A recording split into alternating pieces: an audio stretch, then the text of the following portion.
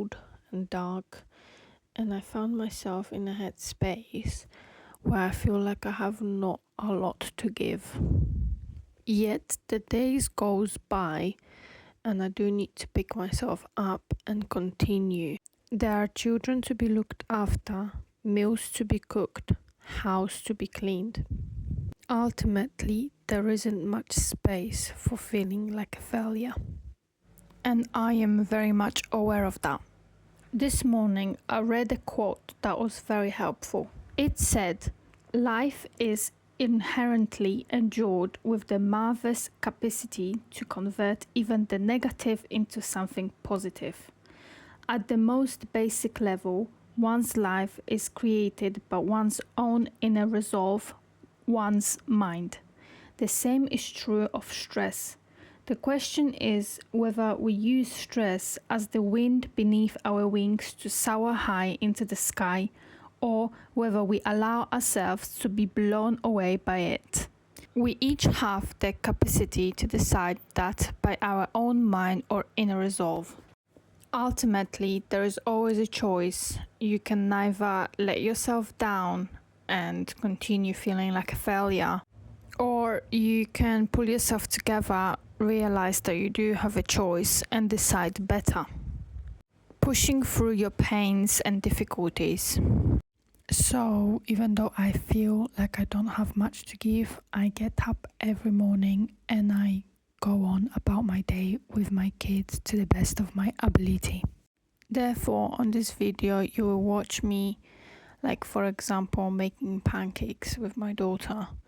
It wasn't easy because I wasn't feeling so good, but I had to do the breakfast for my children. So I sucked it up and I continue making the breakfast. And as you can see, my daughter has been very helpful. Those ones are very simple Polish style pancakes. Here in England, we would call them probably crepes, but in Poland, we are just calling them pancakes. The recipe calls for 210 grams of flour, 3 medium-sized eggs, 250 milliliters of warm water, 125 ml of warm milk, 50 grams of warm butter, and 1 tablespoon of sugar. Then you just put it into a hand mixer. You mix it very nicely till smooth, and then fry it on a low to high heat one by one, and add your fillings to your preference. My daughter wanted her pancakes to be with Nutella, and I just made it with Nutella for her. For myself, I have made the pancakes savory, and I add chorizo slices and fried egg. Soups are one of my favorite dishes to make. They are so easy to do. Once you know what you're doing, they all pretty much start the same, which is cutting up your vegetables. I like using carrot, parsnip, leek, fried onion. Sometimes I burn it on the cooker onion. Obviously I usually do it with chicken. You put all of those inside a big pan, fill it up with water, simmer it, let it boil.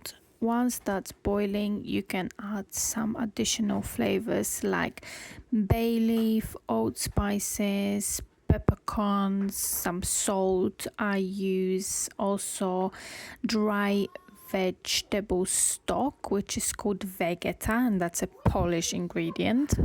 In England, you can get this seasoning from Asda, Sainsbury, or you can just go to a Polish shop if you like to. It depends what flavor of the soup you're making, but most of the soup starts this way, and then you add your flavoring. On that day, I was doing a sarro soup. I had sarro that was preserved in a jar, and I got it from a store. You can also buy this in Polish shop, or you can simply pick fresh sarro and do it from fresh. I did not have a fresh one.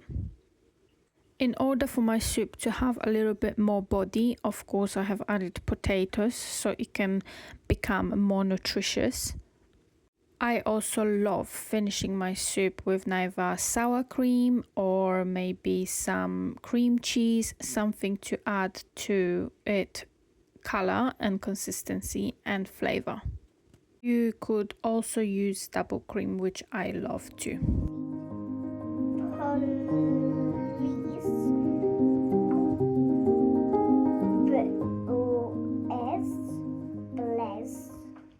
Most days I'm looking for something very easy to cook, and I try to have my lunch and dinners very easy. This recipe is just simply grated beetroot with some butter fried on the pan, and then I had some defrosted fish. I like cod because it's nice and flaky. This is fun. This is certainly more fun learning how to cook instead of going to school. You get to whisk things and grate things. And maybe if you're lucky, you get to taste some things.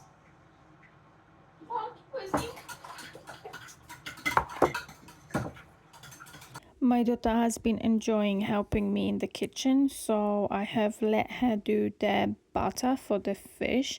I only use eggs and some breadcrumbs. Normally I have breadcrumbs from the store, but I do also do my own breadcrumbs with leftovers bread that I simply just let it air dry and then blend it in the blender.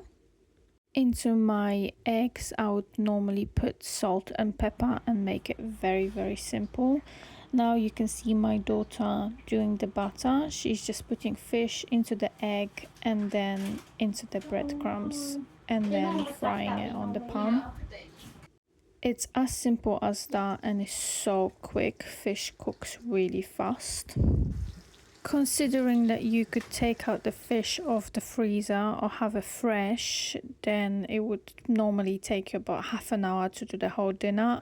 I like serving this dish with cooked rice or potatoes or maybe sweet potatoes. It really depends what we fancy on that day.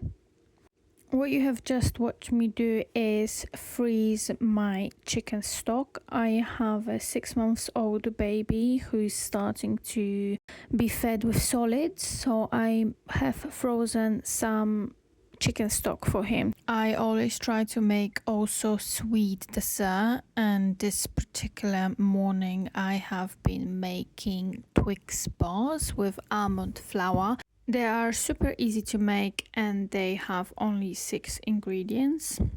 The recipe is 2 cups almond flour, 1/4 melted coconut oil, 1/4 of a cup maple syrup, 1 teaspoon vanilla extract, and that is for the shortbread. And then we have caramel, which is 1/3 of a cup creamy peanut butter, unsweetened, 1/4 of a cup coconut oil, 1/4 of a cup maple syrup, and 1 teaspoon vanilla extract, which is basically the same as the shortbread apart from the peanut butter. And then lastly, the 3rd layer of this chocolate bar is the chocolate layer, which is 1 cup chocolate chip or any dark chocolate that can be melted, like baking chocolate, 1 tablespoon coconut oil, and a flaky salt if you want for a topping. The shortbread mixture can be put all together in a bowl and mixed it very well, and then placed it onto a baking tray and then in the oven for about 20 minutes.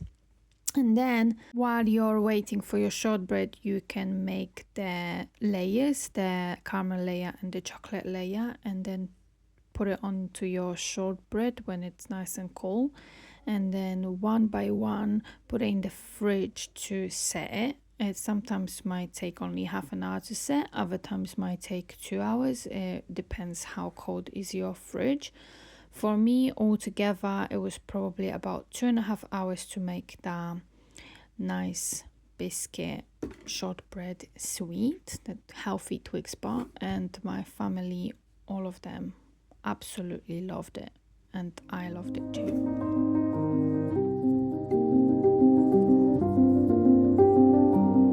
So with all of that said, I would love for you to subscribe and leave a comment below. Let's not be in the struggle alone. Thank you for being here.